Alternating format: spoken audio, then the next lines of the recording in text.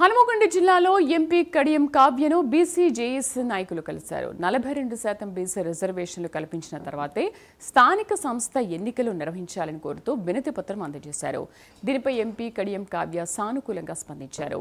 శీతాకాల సమావేశంలో బీసీ రిజర్వేషన్లపై కేంద్ర ప్రభుత్వాన్ని ప్రశ్నిస్తామని తెలిపారు. జిల్లాకు సంబంధించిన బీసీ నాయకులు, అధ్యక్షులు, వైస్ చైర్మన్లు, చైర్మన్లు, ఇతర ముఖ్య నాయకులు అందరూ కూడా ఎంపీలతో ములాఖాత్ అనే కార్యక్రమంలో భాగంగా నేను కలిసి మన పార్లమెంట్లో కూడా బీసీలకు సంబంధించి రిజర్వేషన్ పైన దాన్ని తీసుకెళ్ళాలి అన్న ఉద్దేశంతో వాళ్ళ గుర్తుగా నన్ను మాట్లాడమని కోరుతున్నారు. అదేవిధంగా మన రాష్ట్ర ప్రభుత్వం ఏదైతే ఆల్రెడీ అసెంబ్లీలో తీర్మానం చేసి గవర్నర్ గారికి ఇచ్చారు, అది అక్కడే ఉండిపోయింది. స్టేట్ నుంచి నేషన్కి పుష్ అవ్వట్లేదు. అది ఆ విషయం కూడా నేను వారికి చెప్పడం జరిగింది. వారికి కూడా తెలుసు.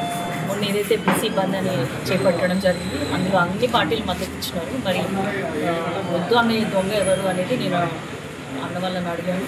వాళ్ళకి కూడా తెలుసు క్లియర్గా. ఎవరైతే మద్దతు ఇస్తున్నారో వారికి సపోర్ట్ చేస్తూ మేము మా బాధ్యతగా ఇక్కడ ఉన్నటువంటి నాయకులు కానీ, మన సీఎం రేవంత్ రెడ్డి గారు కానీ, అక్కడ రాహుల్ గాంధీ గారు కానీ, మేమందరం కూడా బీసీల కోసం ఎప్పుడు కూడా నిరంతరం అడుగుతూనే ఉన్నాం, ప్రశ్నిస్తూనే ఉన్నాము.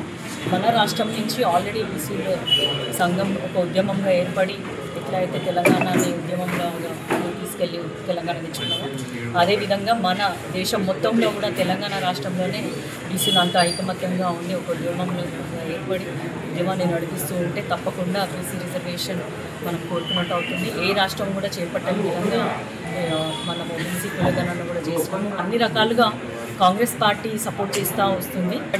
వరంగల్ జిల్లాకు సంబంధించిన బీసీ